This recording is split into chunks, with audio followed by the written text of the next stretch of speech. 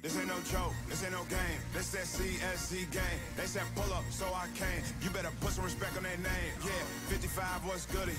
Kill the vibe, how could he? Big Cardinal on the hoodie. Let me break it down for you fully. This ain't your average broadcast. This ain't just no podcast. The mother show spread fake news. We just call them broadcasts. West, Joey, Sam, Sean, Dalton. Hey, you know that boy Higgy. He said he don't want no small fries. Tell them they better make them biggie. Yeah, you already know what we be on. We got the crown, we hold the throne. We throw them L's and you take them home. When they ring the bells, you know that it's home. The bar is set, we setting the tone. If we set it, then set it in stone. Now sit in the seat and set up your phone. You in the Cardinal Sports Zone. Set it. Welcome to this week's bonus episode of the Cardinal Sports Zone Podcast. I'm your host, Jeremy Wyman. Today's episode, again, bonus episode. It's another edition of the award-winning, apparently, because the awards come out this week in Louisville, the Leo Awards, Cardinal Sports Zone. We got one of those. We appreciate everybody that follows the podcast, the website, listens, supports us. We really appreciate it. But I want to say it's because of this new segment that we've started doing every week called GameDay Prep, where I go one-on-one with some of the best podcasters, bloggers, media, however you want to put it, in the country for whoever we're playing that week. And this week, I'm actually excited because, first off, I did not plan it this way. Louisville Cardinals did not plan it this way. The Boston College Eagles did not plan it this way.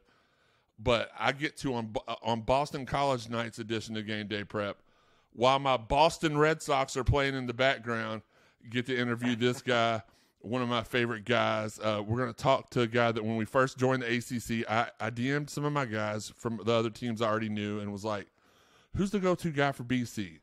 The overwhelming response was this guy. He's the editor and publisher of SI Now's BC Bulletin and the BC representative for Locked In, AJ Black. AJ, what's going on? Hey, Jeremy, thanks for having me on. It's a great night. The Red Sox are crushing the Astros, and I apologize if any of your listeners are into them, but I'm in a good mood, and let's talk some sports. Absolutely, and that's funny you say that because our Locked On representative here in Louisville is also on CardinalSportsZone.com. His name's Dalton Pence, and he's an Astros fan, so I'm enjoying. I saw that. I saw that because I'm gonna probably do a crossover episode with him for the network, and I was like, oh boy, gonna have to time that one out right. Yeah, just make sure he knows that he tried to say the other night, oh, I didn't know there were so many Boston fans. Well, you know what? Then you don't pay attention to your timeline, Dalton, because they're everywhere. And yep. You know, I hate to go off on a tangent here. This ain't even a part of my shot sheet at all, but just growing up being a Red Sox fan, my grandfather, he grew up in Virginia, and he always, growing up, we got to watch the Cubs and Braves because they were on the super stations, WGN and TBS. But his favorite team was the Red Sox, and I would ask him, well, why is your favorite team the Red Sox? They always lose, and he's like, because they never give up. And that's kind of like when with me, I was like, that's what I want to be. I want to be, I want to be somebody when I start playing sports that never gives up. And I just kind of embraced it. And I'm a Celtics fan also. It's kind of weird because I'm a Celtics and Red Sox fan. So I represent Boston in those two sports. But in the other two sports, I'm a Steelers and a Penguins fan. Interesting. I don't know. I didn't even plan to pick two from each city. That's just the way. My dad was a Steelers. He grew up in South Bend, Indiana.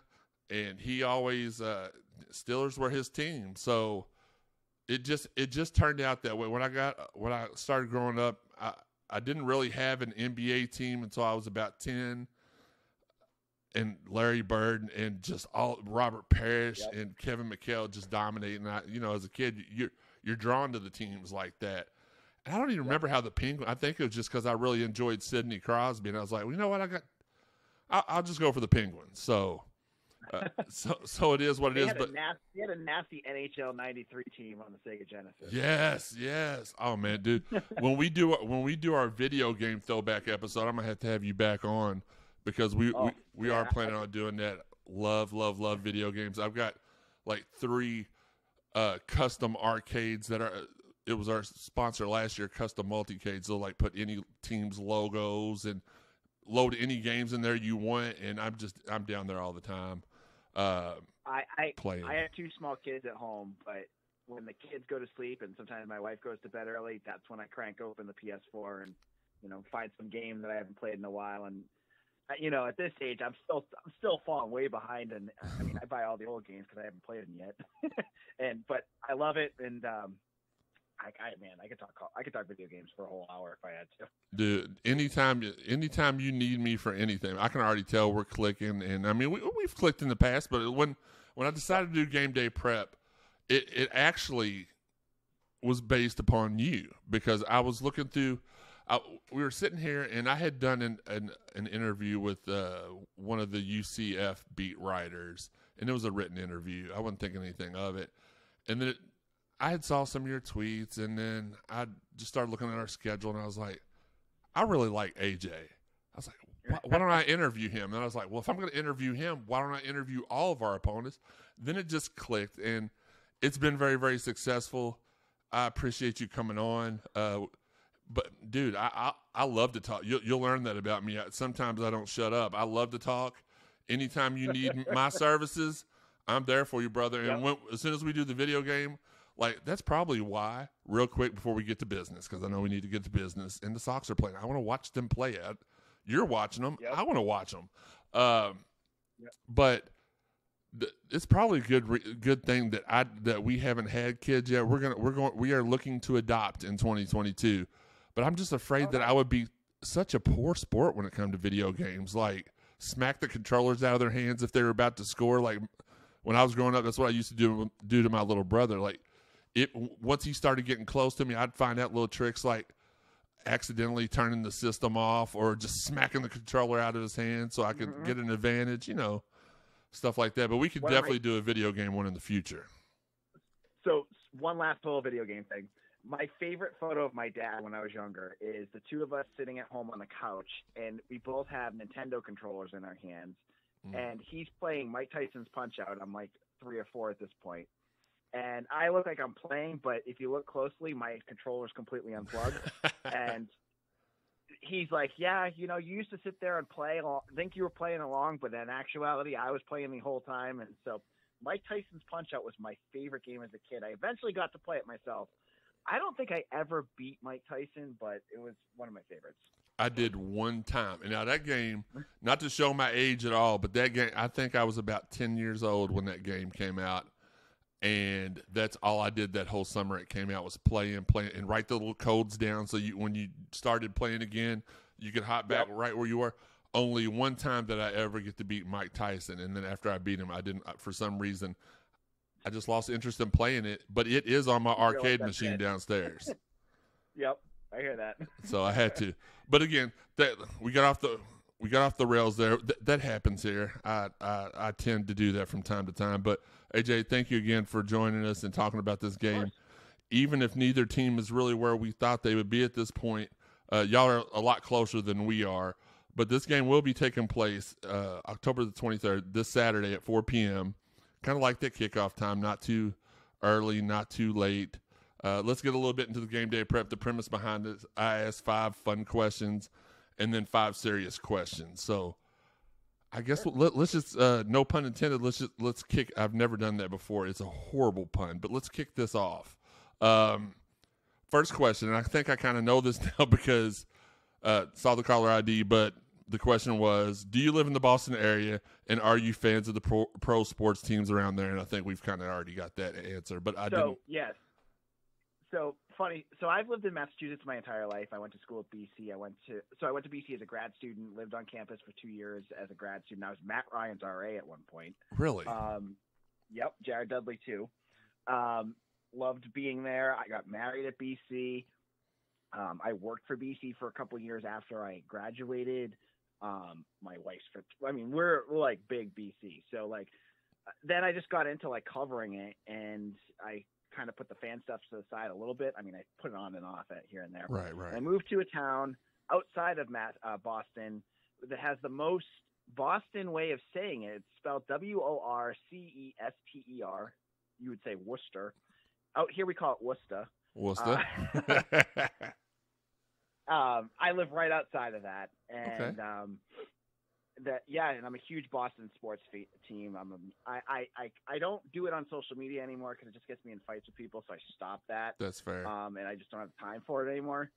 And honestly, as a dad, it sucks. I don't have the time to watch the games. I get to watch BC. What can I do it for work? But like the Pats, usually it's like me running around chasing my 3-year-old trying to get that on, or if I still have my phone. But like the Red Sox, I have to say I've been pretty crappy about watching it this year. Yeah, and here I don't know why. I think it's because baseball is such a long season, but I rarely get to. I'm the same way. I rarely get to watch, but when it's playoff time, if we're there, I'm watching. I'm doing whatever. Like I already know right now, I've got to get up at 6 a.m. and I know this game is going to go well into the hours of the night. Don't even care. Yep.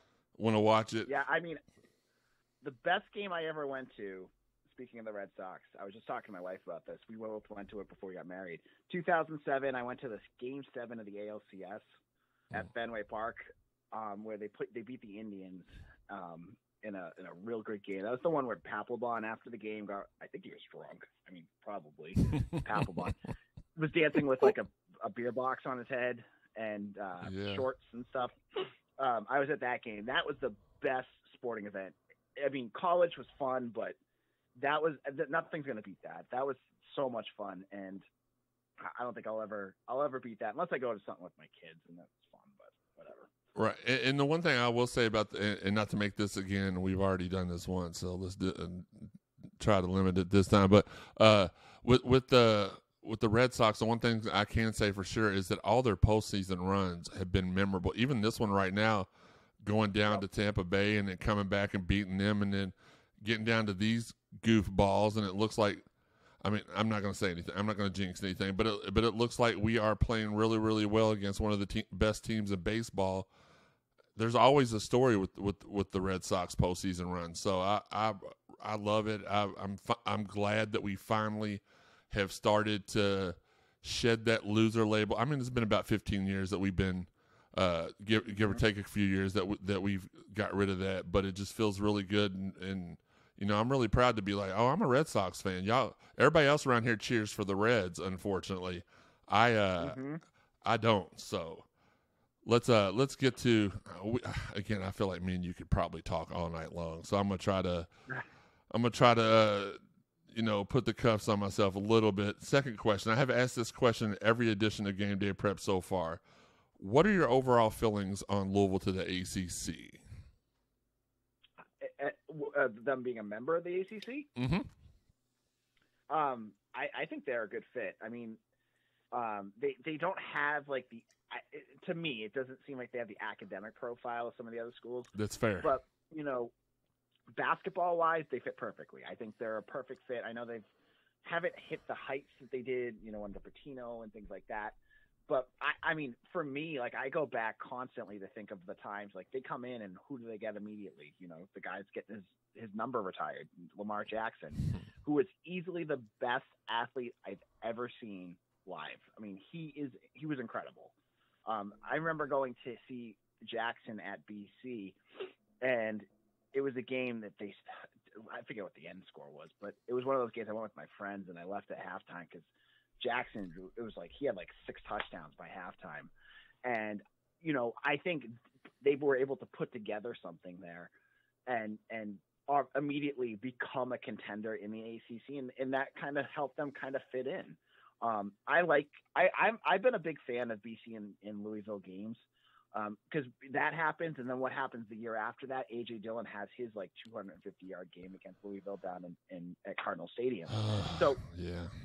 I've enjoyed Louisville being a part of the conference. I was a little skeptical at first, but I think they really fit in, and I think their athletic profile, especially you look at even like some of the smaller sports, well, we call it smaller, but it's baseball, things like that. They're perfect for it. So I think they've done a nice thing, and I like them a lot more than Maryland. I think my little brother, he always trashes Maryland every single episode of the Sunday podcast.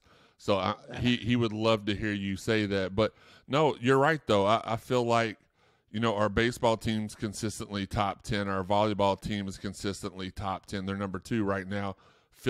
every field hockey team and I know those sports are not really as celebrated as they should be, but women's basketball, all those sports, like we're very, we do very well in those sports. Yep, and I think women's basketball, like I know it's this is a football podcast, but I really think that's going to be a sport that's growing and growing and growing, and it's important. And have a program like Louisville that's good at it is going to be important for the conference. Absolutely, and shout out to Dana Evans. She won she was on the Chicago Sky WNBA team that won the championship. She, bless her heart, she had a rough last 12 months, and for it to culminate in this, we lost in the conference tournament final, and then we lost to the eventual national championship team in Stanford, and then she was supposed to be a first-round pick and slipped to the second, and then for her to play a pivotal part. So, yeah, like you said, even though this is a football podcast, Jeff Walls has got those girls.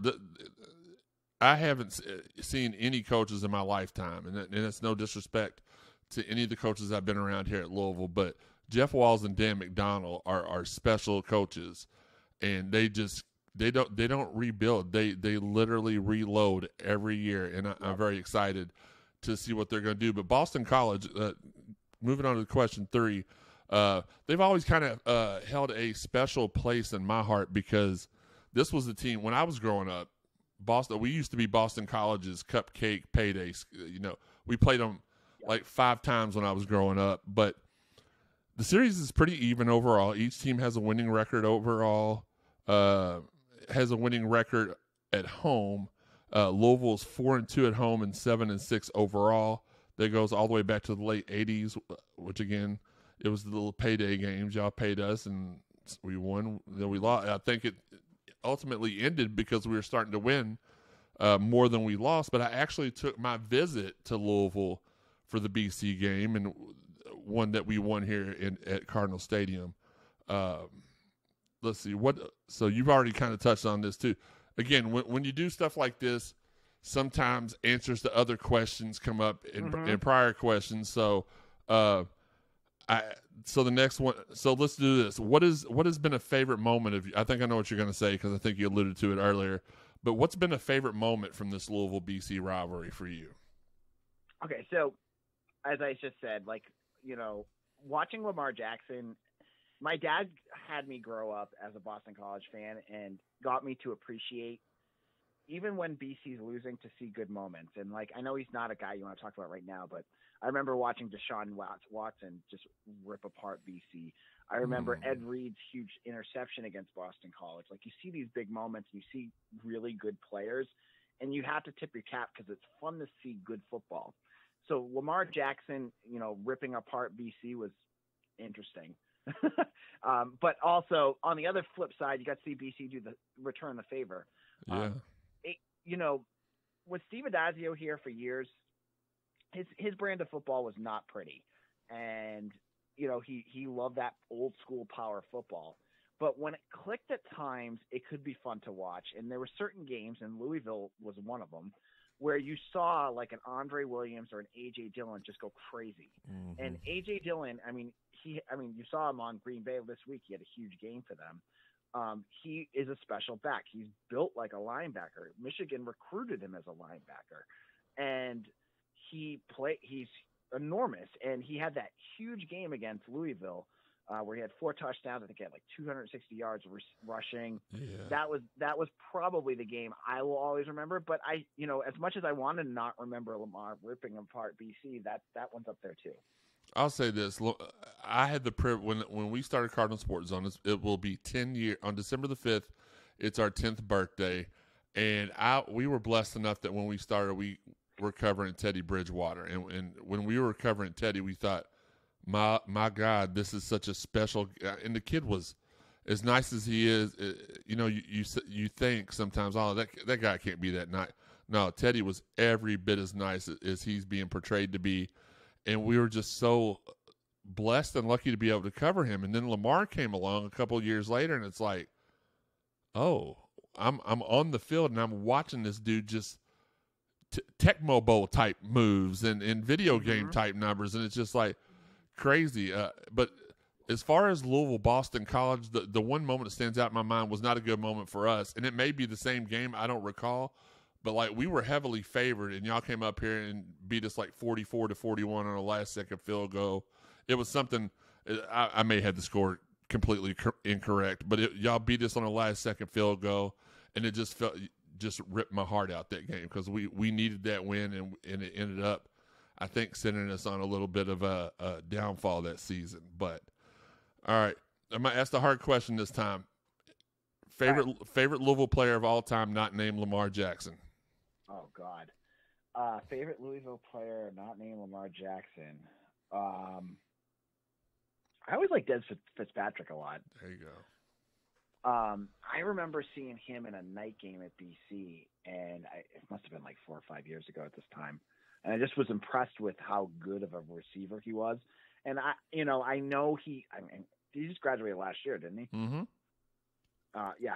Yes, sir. I don't know where his career ended up going. I just remember him in that game. BC could not cover him, and he just ate up the Eagles. So, when you see a wide receiver do something like that, it's impressive, right? So he'll be my pick, Des Fitzpatrick. Well, I'll tell you what happened to him, AJ. What happened to him is that we made a coaching change to a guy that likes to run the ball 90% of the time, and he doesn't like to throw it to tall wide receivers down the field. He'd rather chuck it 5 yards to Tutu and let him run for 200 yards up and down the field. But I don't want to get into that. Des is a phenomenal. He was taught. His dad, Greg, a friend of the show, runs a wide receiver academy and taught him the fundamental. I knew as soon as he stepped foot on campus that he was going to do everything impeccably, and his dad taught him well. His little brother committed to Louisville, was here for a year. Now he's up at Michigan State playing. He transferred away, but yeah, Des, that's a really good one. A lot of people say Teddy, and then a lot of people say Deion Branch, but yeah, Des, and he's a good kid too, man. We've been really lucky to get a lot of good people here that are also good players. I could sit here all day and talk about Dez and Tutu and Jair and Teddy and Lamar, just all great dudes. Great dudes. Question number 5. If Cardinal fans make the trek next season up to Chestnut Hill, what do they need to see and where do they need to eat? Because, AJ, we like to eat. All right. So it depends on what you're looking for. If you want Italian food, Boston has the North End, has some really great restaurants up there that you got to check out. You get good cannolis up there, get good Italian food. It's where the Boston mob used to be located out of. Okay. If you ever heard if you ever saw, the Whitey Bulger story, but whatever that, I'm totally blanking on the name of it. But Mystic River is also out of that. North End's also great. So around Boston College, you want to go to the Eagle Deli. Eagle Deli is right outside of BC, and they have a burger challenge. If you ever watched Man vs. Food back on the Food Channel back in the day, Mm-hmm. I think it's still on. You can do a burger and a 1 pound burger and a pound of fries. If you can do it, you get your picture on the wall. If you don't, you get your picture on the wall of shame. So here's the deal with me. Back then, when I was at BC with my wife, or future wife at that point, I'm on the wall of shame. She did it. Okay. She can handle that. I think I could now. My eating habits changed as I got a little older. But good burgers, good fries. Love that place. I would check that out immediately. With COVID, so many things have changed. Like some of my favorite places around the area have all gone out of business. And so, this Cityside Bar, that was, if you're a Louisville fan and next year you're thinking like, where do I go before a game? Because remember, Boston College has crappy tailgating rules. You have to be a donor to get on campus, and it's like thousands of dollars. So you can't just be like, oh, I'm going to donate to get on. You got to basically donate a family vacation to get on campus. Oh no. It's stupid. We love to tailgate too, AJ. We're big tailgaters here in Louisville. I hear you. They had a young alumni deal before I had kids that I used to take advantage of. And also my wife's grandmother was disabled, so I could get on campus for free. Got you. Key for a while. But if you're a Louisville fan and you want to like get together with other Louisville fans, I think I was just on campus for the NC State game in the press box. You can go to Cityside Bar. That's where most of the away teams go, but they're starting to do like beer gardens and stuff on campus. So like it's better than nothing, but like they have like beer trucks and food tents and all sorts of stuff that you can get food and party and stuff on campus. It's not the same as what a typical tailgate is, but at least it gets you on campus. At least it gives you some fun. If you ever see a Louisville football game and it looks like the stadium's only about a quarter full, it's because 65 to 70% of the people are passed out in the parking lot in the tailgate drunk, and it takes them a while. It takes them a while to get it. That honestly, we are big tailgaters. We are big. Yep. But now I say I'm not, but the majority of the fan base, big bourbon people, and we all love to eat. But I want to ask you about two specific places. Now, there's a guy that used to wrestle here in Louisville named Kofi Kingston. He's a BC alum as well, and he would always talk. New Day, yeah. I was watching that too. I've got I was watching the Red Sox and then watching Kofi and Xavier wrestle on the Xavier wrestle with Kofi in the background. But he always talked about this food truck that was on campus that was phenomenal. Do you know which one he's talking about? I know that's not very. I didn't give you a whole lot to go on, but Kofi was talking about that. Yeah, Kofi was talking about a food truck, and then he did a special on the WWE Network where they went to like a sandwich shop or a Mexican restaurant. I don't remember. It's been a while since I watched. Wow. I know I'm not getting very specific with you, but Kofi's dad is the head librarian at Boston College. Really? Yep. Really? I don't know. That's so. And I want to say that the food truck, the Mexican one, I know that could be one of a billion places up there. The food truck was actually, it was actually featured on an episode of maybe the Diners, Dive-Ins, and Drives, and like every item there was named after. Gosh, I can't. Next time I'll need to do a little bit better research on that. But I didn't know. I've been to Boston one time. I was 17 years old. I got to see the Boston Gardens. I got to see where the Boston Tea Party. My dad, big history guy, so he took us everywhere. He'd work all kinds of overtime so he could take us on a summer vacation. Got to see Boston. And his biggest thing, as big of a history buff as he is, we got to walk over to where Cheers was. Oh yeah, and see Cheers, and he was just, of course, it was on the air then, and it was one of his favorite shows. But he's like, we got to go see Cheers. And we walked in. Of course, we walked in. His goofy butt's like, Norm. I'm like, Dad, there's nobody in here named Norm. Calm down a little bit. But that's really, really cool. We can, when it gets closer to that time, I'm sure we can do this again, and you can have a little. We can do a little bit more. I'll do better on my research as far as that's concerned. I just assumed that maybe it was just like this well-known food truck. Is not ringing a bell. Yeah, nothing that I know of, and I'm surprised because Kofi would have been after like the food truck craze start. I mean, he was before the food truck craze kind of kicked off. Mm-hmm. So I'm curious what he would have known, but maybe his dad knew something on campus. So it could have been. I'll have to look, and I didn't know that. See, you learn something new every day here on the Cardinal Sports Zone podcast.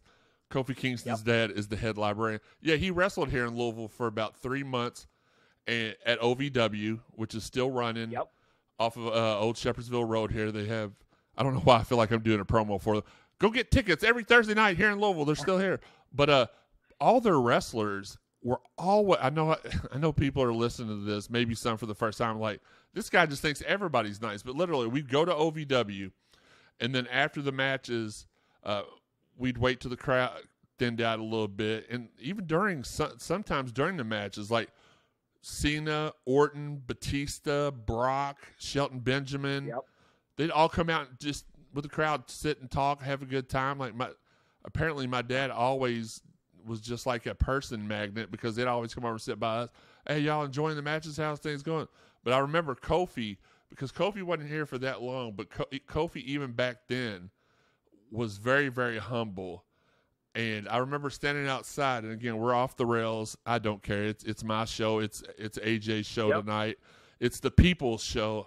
I'm about to cut a promo. I hate this, but but I was standing outside, and Mark Henry was there, and Kofi Kingston was there, and I walked out and said, "Hey, how y'all doing?" And then Kofi's like, "How you enjoying your night tonight?" I'm like, "Man, I came here to see the big fellow," which I didn't know who Kofi was at that point. He had just got there. Yep.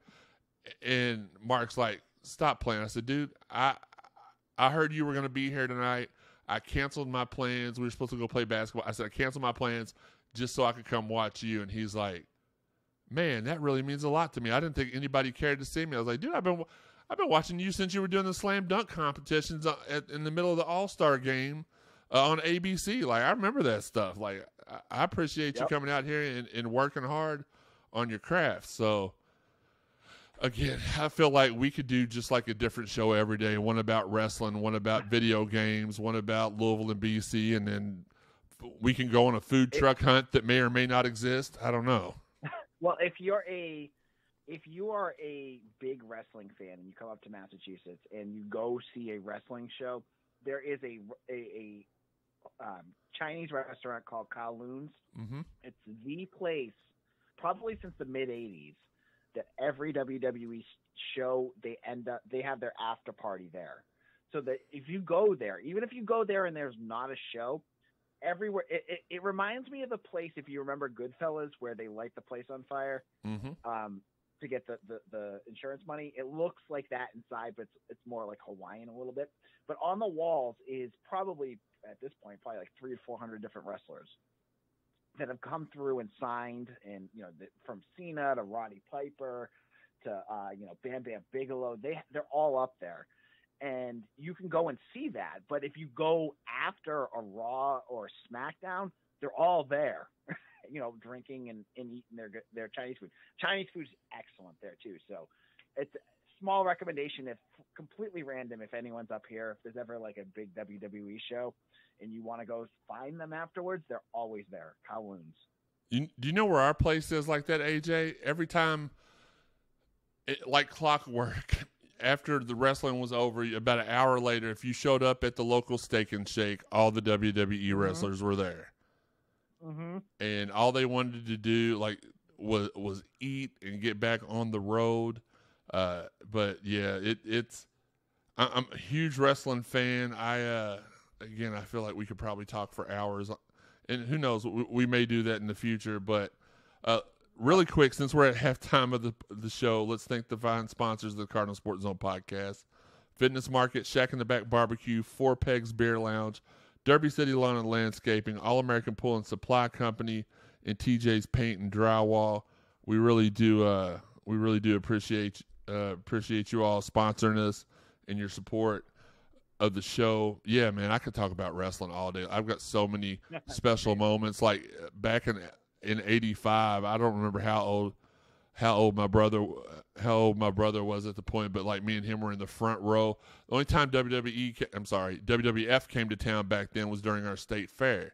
So my dad, he knew somebody that could get tickets, so we were front row. Hulk Hogan versus Iron Sheik. Hulk Hogan rips off his shirt, throws it into the crowd. I catch it. I start getting. No way. Yeah, I've got it upstairs. I still have it to this day. Well, what's left of it. Wow. Because I start to get bombarded by people. There's like 20, 30 people trying to take the shot. I'm a little kid at this point. So my mom does the only thing she knows to do. She's right behind. She grabs the shirt and puts it inside her shirt. And still people are trying to grab it. Finally, my dad has to move everybody out of the way. But being the nice person my mom is, she's like, "Look, I'm going to cut little strips of it off and give it to each of y'all if y'all just leave us alone." So everybody got a little strip of the shirt that night. I still have half of it up in my dresser. And then one time, the other coolest story, two more. We'll do two more, and then we'll move on to the bit. We got to talk business, AJ. We've talked pleasure this whole time. Got to talk some business. Got to talk some business, brother. Sorry, that was horrible. But we're walking out. I don't remember what happened. I think my little brother got it. I'm just going to blame it on him. That's the easiest thing to do. He had a stomach ache or something, and we had to leave. They were wrestling at the Louisville Gardens, and they were doing like a little house show, and we're walking out the door, and they're at the corner, is this customized minivan, and standing next to it is Andre the Giant. And he's got a 24-pack of beer in one hand and a 24 in a 40 in the other hand. And he's just drinking up the storm. And he sets the bottle down and reaches down and grabs me and puts me on his shoulder. Oh. And my dad's like, my dad's a big guy, but I mean, when you go up against Andre the Giant, like that's no joke. But my dad's like, oh yeah, oh thank you. Andre's like, would you like a picture? And of course, we didn't have phones that had cameras back then. My dad's like, I don't have a camera or anything, but we appreciate you interacting with the kid. Got me down. We bounced out. Third and final. I've got so many, but my third and final favorite story. I knew this was going to happen. I told my wife, I was like, this should be a quick in and out podcast. We're going to have a little fun, be in and out. I should have known better. I always jinx myself. Third and final story. I'm sitting there at Freedom Hall. OVW. It was the OVW WWE kind of crossover. The main event was Undertaker, versus Jerry Lawler, and Stone Cold was the special guest referee. It was, and they did that because even back then, OVW and USW. This was actually a USWA show. It wasn't OVW. This was before OVW was born. This was Jerry Lawler's wrestling federation that he ran here in Louisville and in Memphis. And this guy, he comes over, sits down next to me in my butt. This was a Tuesday night. I had just got I was in college, so I just got done lifting weights, and me and one of my friends, we went to watch wrestling, and this guy comes and sits next to us. He's like, hey man, how you liking the matches so far? I was like, oh, you wrestled in the opening match. Yeah, man, doing good, man. Awesome. I was like, I'm having a good time and everything. And he's like, yeah, I'm debuting on the main roster next week. And I was like, oh, really? Oh, congratulations. He's like, yeah, I'm going to be a big star. I'm like, oh, okay, man. He's like, well, I appreciate you talking to me. You have a good day. And I looked at my friend. I was like, man, we ain't never going to see him again. Who was it? Sure enough, Survivor Series, I don't remember which year it is, they're like, and coming to the ring, Rocky Maivia. Oh, jeez. And I'm like, I just told The Rock he's never going to be anything in his life. Only time I've ever missed on something like that. I'm like, oh, yeah, we'll see you soon. Right? And, you know, he goes away. And even though it's kind of like well, you look stupid now. I'm like, yeah, but I got to sit there and talk with The Rock before he was The Rock. And and then I seen him a couple like maybe a year later. I saw him. He was working out because him and Coach Snellenberger let him come up and use the weight room whenever, because Snellenberger was a former Hurricane. Whenever former Miami guys were in the area, he let them work out there. And I was like, you know, I kind of doubted you last year, but it looks like you're doing pretty well. And he hadn't taken off yet. They were still chanting, die, Rocky, die. And I still wasn't sure he was going to be a star yet, but I walked up to him. I was real cordial. I was like, hey, man, I saw, you know, I didn't believe you were joining the main roster like you said, but you really proved me wrong. He's like, thanks, man. I appreciate it. And I just went about my way because I don't want to bother him. I know I didn't like to be bothered in times like that. But, yeah, man, I love wrestling. I could tell 1,000 stories. Bam Bam Bigelow cussed me out when I was like 8 years old. I found Jake the Snake Roberts out in the parking lot at Freedom Hall getting so drunk that he couldn't get up out of his chair. I could go on. I won't. I'm going to stop right now. We have to talk shop, AJ. Yeah, we're getting totally sidetracked. You know, I was going to, real quick, I swear I'm getting on to question 6 right here in a second. I was going to actually play AJ Styles' entrance music right before I introduced you, and I was like, yeah, but what if you don't like wrestling? And then I come off really like douchey, and he's like, well, what the heck is that? And I'm like, malfunction. That's all it was, a malfunction. So, all right. You can program it in afterwards. That's totally fine. I could have just edited it out. I didn't even think about that, man. I've just been so excited all day to do this. I've been stuck in the house with this broken ankle for a week now, getting a little restless. So, been very, very excited to talk to you tonight and watch the Red Sox and watch Raw, which I will be doing all of those just as soon as we get off. get off the phone here. But question number 6. Y'all are sitting there at 4-2. An outsider may look and say, hey, why is everybody picking the Cards to win this game? I have noticed that 3 out of the 4 of your wins were against teams that were subpar. I'm not trying to discredit what y'all have done. I don't do that. That's not me. That's a different show. But when you play lesser teams, which is not the player's fault, it's not the coach's fault, the stats can be a little bit wonky and skewed. So the first thing I looked at, I was like, all right, they're 4-2. Or actually, when I did my prep for it, y'all were 4-1. I was like, okay, let's see who they played. And of course, I saw the schedule. I was like, okay, not. And I have no room to talk. We can barely beat anybody at this point. But I said, okay, well, they played these teams. Their stats must be off the chain. But then I started looking at the stats, and the stats weren't really that impressive either. Again, I'm not saying this in a negative way. I'm just wanting to know so you can inform us, why is BC a better team than most people think?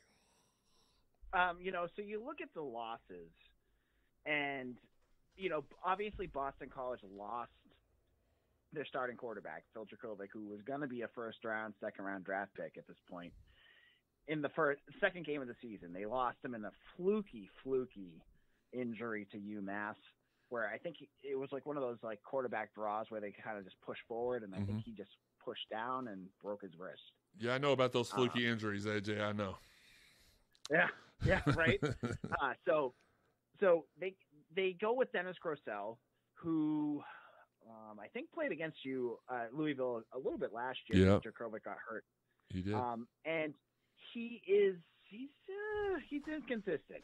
He's more of a game manager at this point. He can't really throw a long ball, and the first 4 games he gets UMass, garbage, and I'm just gonna say that right off the bat. That's fine. Temple, I mean, they think they're BC's rival, but they're not. They're not. Temple and Colgate, they wipe the floor with the 3 of them, right? Right. Then they get Mizzou, excellent game, and Grossell plays well. Clemson comes in. We go to Clemson, excuse me. Clemson, if you watch that game, BC, the last drive of that game, all they have to do is snap the ball correctly. And Grossell drops it and fumbles it and can't get on the ball at the 11-yard line of Clemson. With like 40 seconds left, Clemson would have never been able to battle back against that. So they lose that game. You go to Saturday, they play NC State. It's supposed to be this huge game. It's a night game. Boston College, I'm telling you, I'm a graduate from there, was as crazy on campus as I've seen them in 20 years.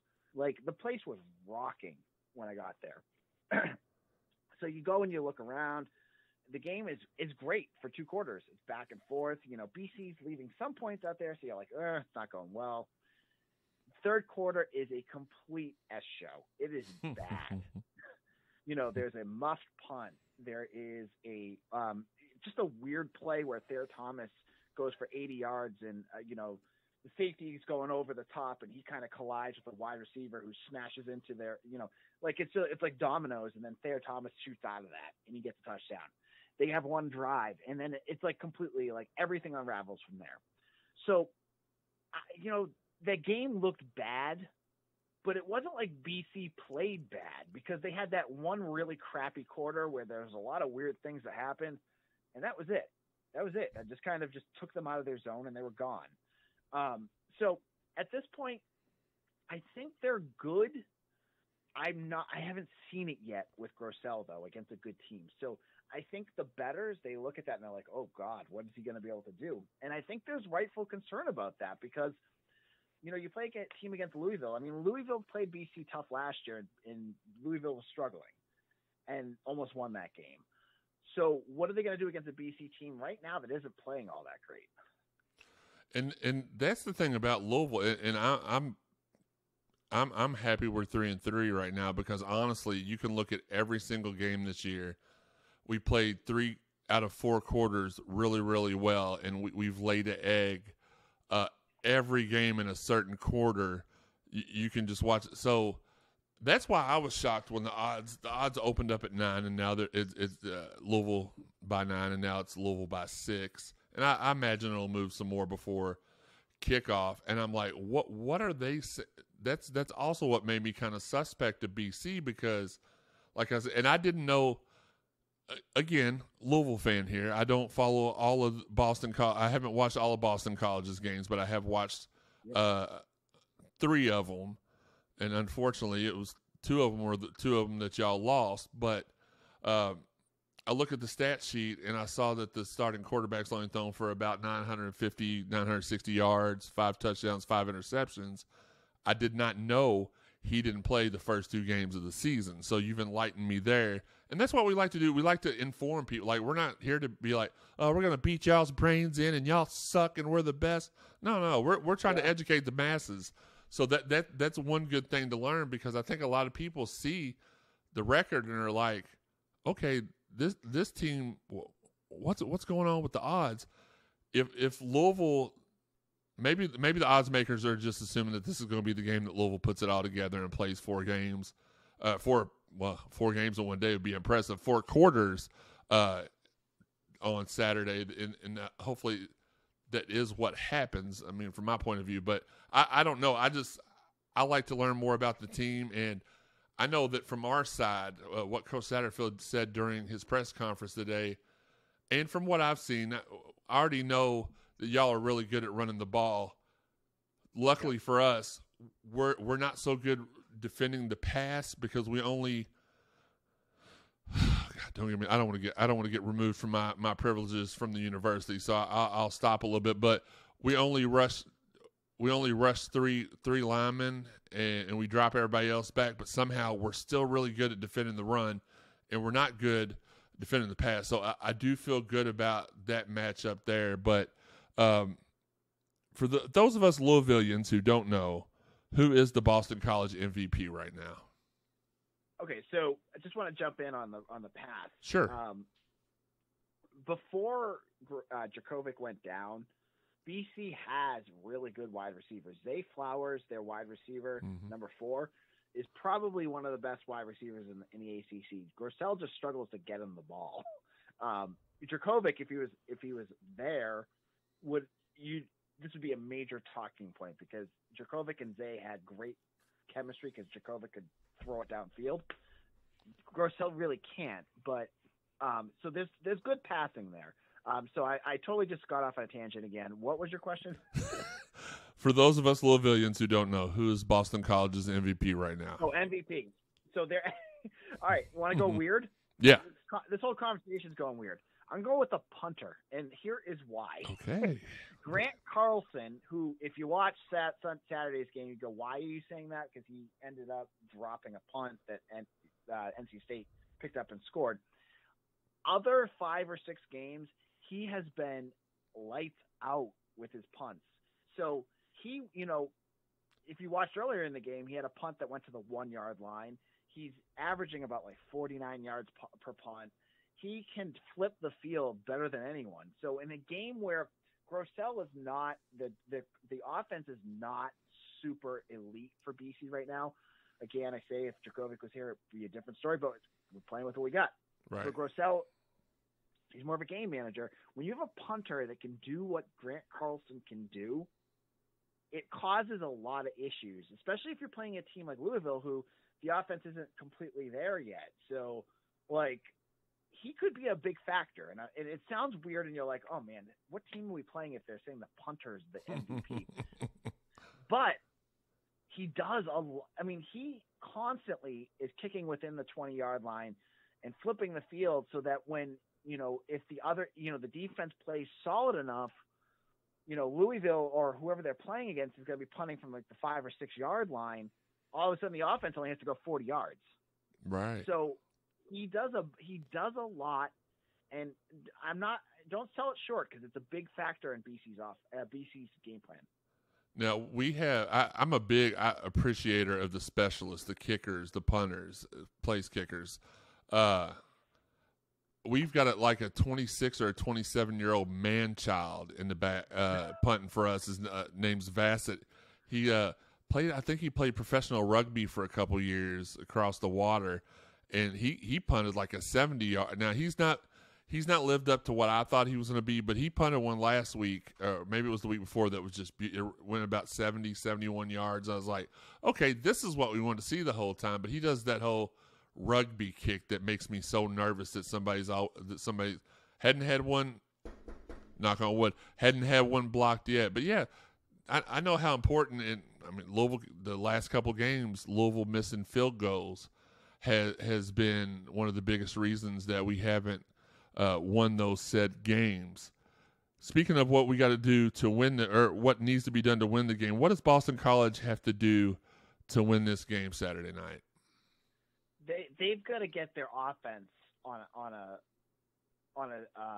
schedule, because they have the talent to run the ball, they have the talent to pass the ball, but they need to continue to move it. If they fall behind, if they're making mistakes, if they're, if the offensive line who played really well for 2.5 quarters against NC State, and they played really well against Clemson, but they've made mistakes in the past. If they go out there and start, false starts, holding, that's going to cause BC to lose this game. So they got to play clean up front. They got to get on schedule. They got to be able to move the ball. And I will say this: that's a solid against us. That's a very solid battle plan. Because here's what I will say: Malik Cunningham, our starting quarterback, struggled at the beginning of the season, but for some reason, and I'm very thankful for it, the coaches started playing a little bit more up tempo with him. And as the game has been sped up, our offense has been more efficient. He's been able to make more plays. He's only thrown, I think, his biggest issue the last 2 seasons has been how many turnovers he's had. He's still not seeing the field as well as he should, because he's missing a lot of wide open balls, but he's not making as many mistakes. And I think that's what we wanted to see from him this year. So for me, what I think that Louisville needs to do to win is just because for some, y'all always kill us. What we have the most problem with you all is not defending the rush or defending necessarily any one individual. It's the tight end position. There's been a couple games up at BC where y'all just had wide open tight ends streaking the field, touchdowns galore, and I'm like, how did these guys keep getting open? And it's not just one game. And it is only at BC for some reason. I'm like, these guys keep getting open. What are we doing? So I think for my side of that, I think what we need to do the game, and I'm gonna ask you what you think we need to do as well, in case I miss anything. I think we just need to defend the rush. We need to keep offensively. I think that we need to keep the pace going. I feel like. Again, defensively, we need to not only defend the rush, but it seems like what I've seen from QB1 is if you rush him, he does make mistakes. And I feel like if we can if you watched the Louisville game last week, we didn't put any pressure on them in the fourth quarter, on Virginia in the fourth quarter, and they ate us alive. So hopefully we learn from those mistakes and we do put the pressure on. I feel like we do. I think, honestly, with Grossell, it's less about getting pressure on him than leaving him in the pocket and covering his receivers better. Gotcha. Because when he has to make a decision and it's a tougher decision to get the ball out, he struggles more, and that's when you get sacks. He'll hold on to the ball way too long. He can't get rid of it, that kind of stuff. If he gets rid of it quick, he's in better shape than if he sits back there and has to look and look and look. Then he starts to panic and he makes a bad read. So I that's kind of where I think he's at, but he can struggle on both ends. Absolutely. So I'm gonna ask you the same question. What do you think Louisville needs to do to win this game? I think you were totally dead on with tempo.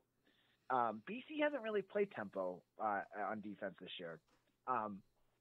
Teams that they played against, Clemson, they've got that slow-moving slog of whatever the heck their offense is right now, which is not very good. Not at all. No. And NC State, they were happy to play more of a pro-style offense last week. And then, they played some poor teams. But last year, I thought BC struggled against tempo. And I think as well, BC hasn't played a true mobile quarterback. DJ Uiagalelei, he's kind of mobile, but he's more like big guy, just, like running straight forward. Malik Cunningham,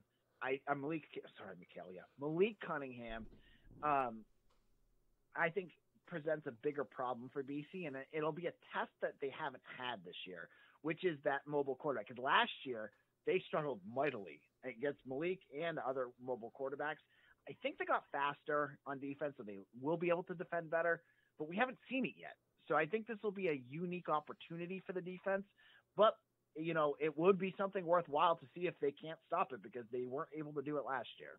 First off, we get confused too because he changed his name like 8 times last year during the season. He's made it clear that he wants to be known as Malik going forward. And man, I almost gave you a standing ovation. I would have never even attempted to pronounce Clemson starting quarterback's last name. I just thought, I didn't know if you were sneezing or if you were pronouncing it incorrect. It just was like he's just going on and on. It was like, DJ supercalifragilisticexpialidocious, and I'm like, man. Yeah, I've got a co-host who comes on every now and then, and he's much more down the middle and like really like, official. And he even tells me I'm still wrong. So I'm like, I used to call him DJ Ukulele, so I'm getting better. That's what I would have. That's funny. That's exactly what I would have called him, and what I probably will call him when we do the game day prep with those guys over at Clemson. I'm looking so forward to that. And I felt so bad because I was butchering the poor guy's name, and I worked so hard to figure it out.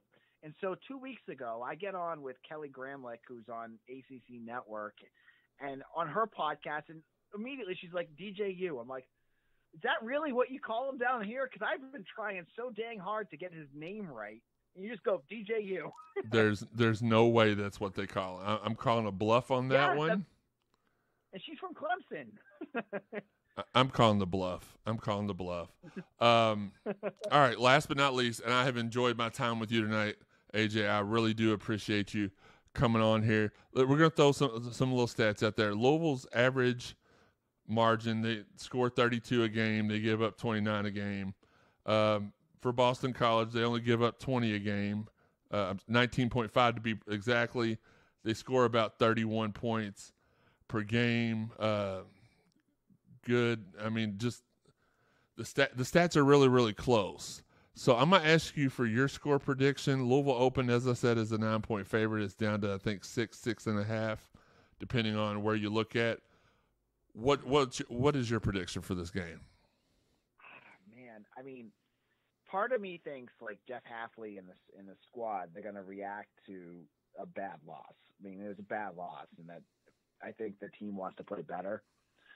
I hate that it's on the road, and it's homecoming for Louisville, so I know that's a big factor too. It's a 9-point spread from what I saw last. I think that's too big. I do too. ESPN's got it at 6 right now. Yeah, that seems much more likely. I think I got Louisville winning by like a field goal, like maybe like 28-25 or something like that. Okay. And just really quick, because our homecoming game is later in the season. It's not BC, but it's still a big game because the people here, I mean, we really do like a lot of the teams that we're in the ACC with. I can honestly say, other than Clemson, I have enjoyed every single other team, whether I've been covering football, basketball, baseball, the writers, the media, the bloggers, the radio. I'm just whatever umbrella you want to put it under. I feel like it's been awesome to join the ACC and to be a part of this, because I mean, you meet I have no doubt. I mean, you're going to be friends forever now, probably. So, yeah. It's like this every week. I talk to somebody, I'm like, man, there's no way I can meet anybody cooler than that. And then it's just built every week. Now I know for sure that I can't meet anybody cooler than you, but I still really enjoyed talking to you tonight. I'm going to give my score prediction. My score prediction is a little different, and only because I think this is the game we finally put 4 quarters of football together, and I think it's Boston. It's going to be one of those situations where you're probably thinking, well, it probably would be our luck that this would be the game y'all put it all together. I'm going 34-21 Louisville. I just have this feeling that we're going to click offensively. We're still going to give up some big plays defensively, but man, that just seems like a very large margin. But I just something in my heart. You can't explain it sometimes. I've been very, very fair. I predicted the Virginia loss. I predicted the Wake Forest loss. I didn't predict the Mississippi loss. I guess I should have, but I didn't. So I'm very fair. I'm not a homer, I guess is what I'm trying to get the point I'm trying to get across to those Boston College listeners that are going to tune in because you're on the show. I don't dislike you all at all, but I just feel like this is going to be the game we put it all together. Scott's kind of on the hot seat a little bit because our fan base don't understand half the things he's doing on the field, and understandably so. I think he's a good dude. I think he made a couple of mistakes last year, and he's paying for it this year. But here's the thing. He's not going anywhere. He's going to win 3 more games this season. We're going to go to a bowl, and he's going to stay. We can't afford to pay anybody's buyout anyway. That's why I keep trying to explain to Card Nation. We can't pay a buyout, so he's here for the rest of the year if he wins. And y'all are not dare going to cheer against him to lose. So you're in a lose-lose situation if you want him gone because you want the team to win. He's going to stay here. But nevertheless, I know, again, a tangent, shock, Jeremy. But, again, we've not played a complete game all year, and I think with the buzz around the team and the coaching seat right now, I think we finally do get that done. AJ, thank you again so much for joining me today. I really do appreciate it.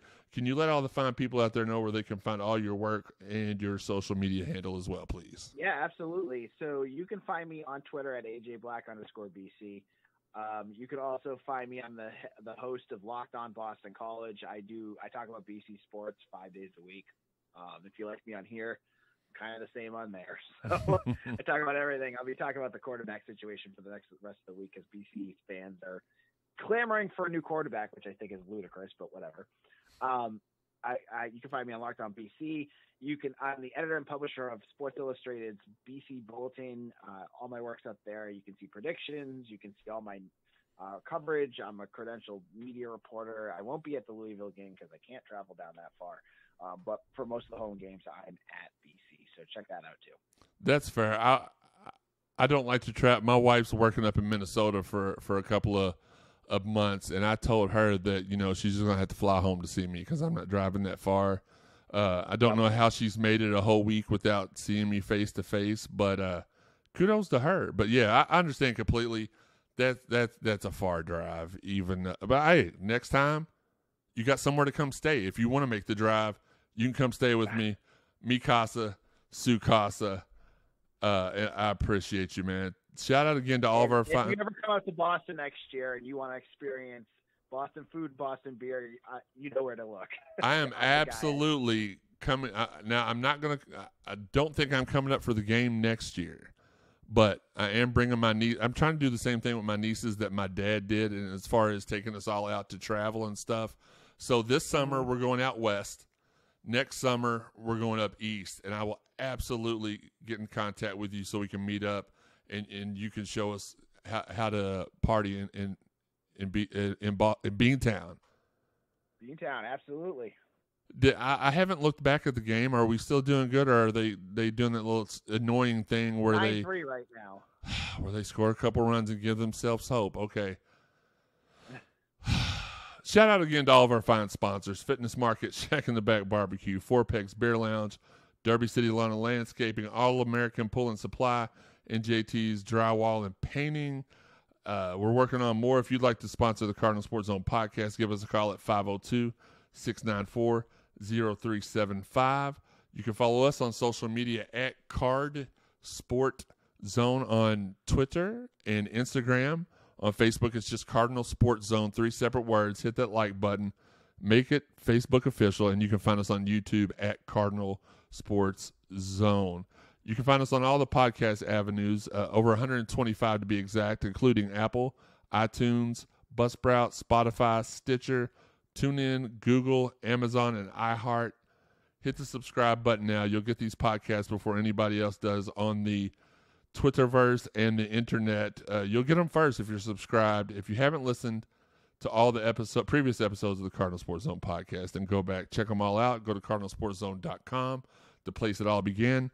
Go to the podcast tab, hit the drop-down menu, go to CSZ Podcast. There's also a couple podcasts from our earlier renditions and iterations of this show when we were on ESPN Louisville, and before that when we had the show on Blog Talk Radio. We've come a long way. We appreciate your all support along that way. Shout out to everybody that is sharing the podcast. We appreciate you. We love y'all. Thanks again for the support. AJ, thank you one last time. I've thanked you about 3,000 times. I really do appreciate it. And until next time, this has been the Game Day Prep, and this has been the Cardinal Sports Zone Podcast.